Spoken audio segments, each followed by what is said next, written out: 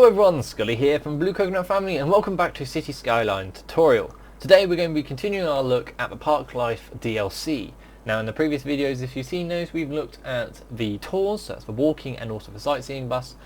We've also looked at the nature reserve, and in the last video we looked at the city park, which you can roughly see in the background. Today we're going to be looking at another fun-filled park for you. We're going to be looking at the zoo.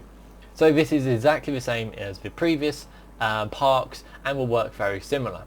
So the way how you start off a park is you've got to have an area. Now what does a zoo do? What a city park or a nature reserve does. So the nature reserve is very much tourist focused, but it helps your city folks on their days off go away and relax. The city park is very much for your city folk and for people working in offices and for a day break for them to go to during their lunch hour. The zoo is for tourists but also residents for days off as well, but it's more centralised within attractions and inside your city.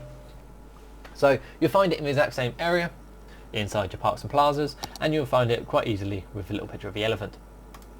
Now it works exactly the same in the sense of you have excuse me, you have a selection of paths and you have fences, and you also have entrances, side gates, and also a plethora of buildings, but also you have got a select number of props. Now we don't really have anywhere where we could have a sea life enclosure because we don't really have any water area near the area I have selected. That's a shame, but that's fine, I can show you the rest. So I've selected this lovely little area in here, and I've got this lovely little road here, Dixon Street, that goes to it. It does cut a bicycle path in half, but that's okay, that's not a problem. So to get started, what you do is you place down your zoo main gate and you get your little blob of district. So then you head into your district tab and you come to the paint park area. Make sure that when you're painting your area, the area is highlighted, otherwise if you click around it, then it's just gonna, you're gonna create two parks when that's not what you want. You can increase the brush size to help speed up the process. So you paint your entire area that you need. Voila. Now the zoo main gate is moaning it needs water. It's not a problem. There we go. Water is being connected. You can really see we've got some entertainers out. So we've got the chirper mascots. Happy days. Some poor sod has pulled the short straw. So once we go back into the parks and plazas thing, we can start placing some paths. Now the two different paths is, one is a zoo path that doesn't have many decorations on it, where we've got the zoo path decorations, add some trees, add some bits of nicety to it. So I'm going to go for that, and we're just going to create some. Now I'm going to be very square because this contains a lot of buildings in it that is definitely worth noting that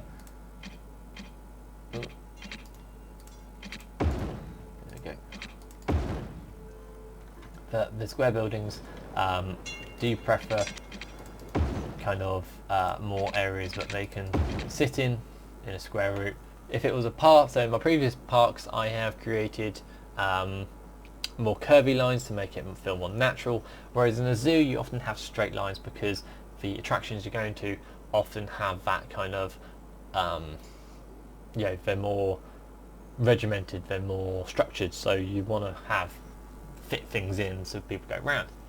So we've got our main gate. You also have a secondary small main gate. Now you can only have one main gate per area, you can't have two main gates, but you can have multiple side entrances. Now unlike my nature reserve or my city park, I don't really have any adjacent roads that I can connect to, so I don't really have the necessary space to put in a side gate, so that's fine. I'm just going to stick with my one main gate for now. Let's place in this plaza here. So then you come through and you can start placing some pretty little areas, and you'll quickly see why adding in square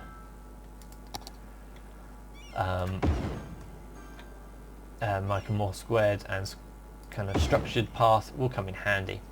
So we're placing some souvenir shops, restrooms, very useful. Add in a couple of restrooms, just like so, add them around. Moose and reindeer enclosure. Now you'll see that these enclosures are huge, so potentially we might run out of space, so you might want to just have a look through sort of what enclosures you want and see which ones will fit the space you have. Now with a zoo, it's definitely worth noting that all your areas do require water and some other amenities, so it's worth noting which ones do and how to get back. Now I'm going to have to alter this footpath behind so I can place in this insect, amphibian and reptile house. But we want to get some, we've got to have the elephants in here. Elephant enclosure is absolutely mahoosive, but that's fine, we've got to have the elephants. Giraffe we could probably fit in. Oh yeah, look at that. Why is it destroying the path? I'm confused at why it's going over the path.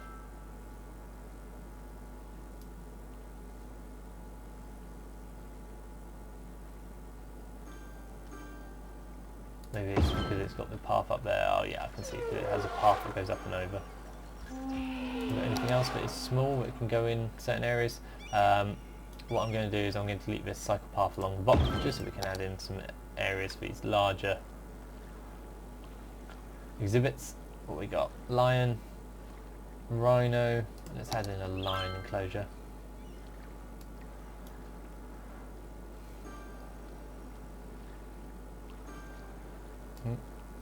Playing up a little bit. Maybe it's because the district is too small. Come back to paths. There we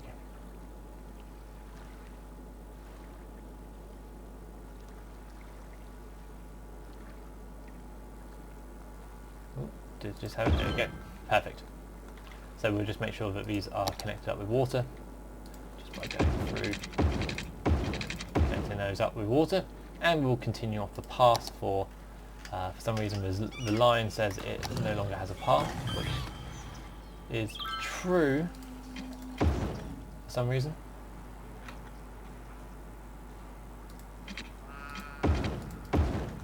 I'm not quite sure where the path went, but the path is definitely missing.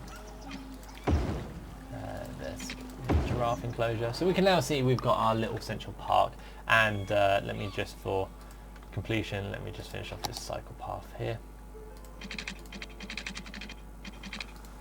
Just making sure that it does not connect up to the path here, otherwise people will be getting into my zoo for free, and that is not what we want. We want people to pay for their access to the zoo. I'll connect this one up as well.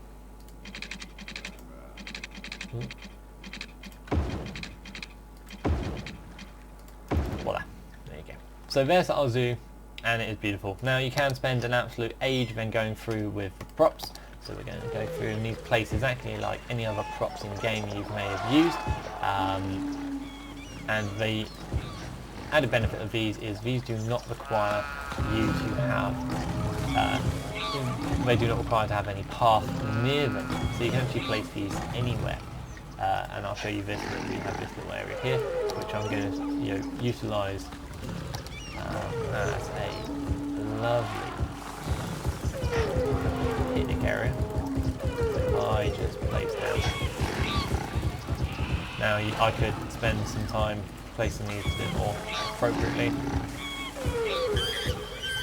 but you get the concept of this. So we've got this lovely area like this, and we're just going to place down some picnic benches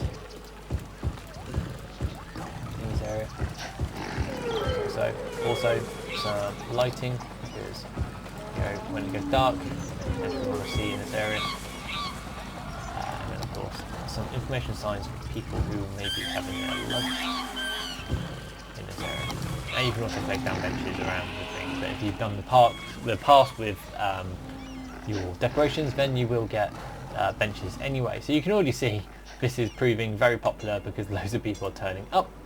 And like the previous parts, this uses a leveling system, which you can find by clicking on like the name of the district. So you click on that, and under the info tab you can see what you have to do to unlock the next level. Now if you have got the if you don't have the modification enabled that unlocks everything for you, then most of the buildings I've placed inside that area will not be available to you. You have to unlock them by leveling up your zoo. You can find out what level you are with this little panel on the right hand side, and underneath it tells you what you have to do to unlock the next level. And of course at the bottom it tells you what your ticket price is, so it tells you what your income is and what your expenses are. Obviously zoos are very expensive, but the more people you have coming to your zoo, the more money you'll make. So that's very useful for you guys to know. Also, you have your policies. Now, a lot of these policies will not be relevant to you. Some of them might be, some of them might not be. For example, this animal ethics is very relevant to this, but it might not be relevant for your nature reserve or anything like that.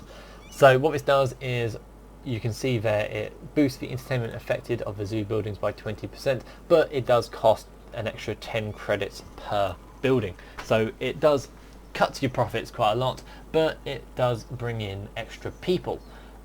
So it is a balancing game with a lot of these policies of some might have a better kind of attractionness and bring people in.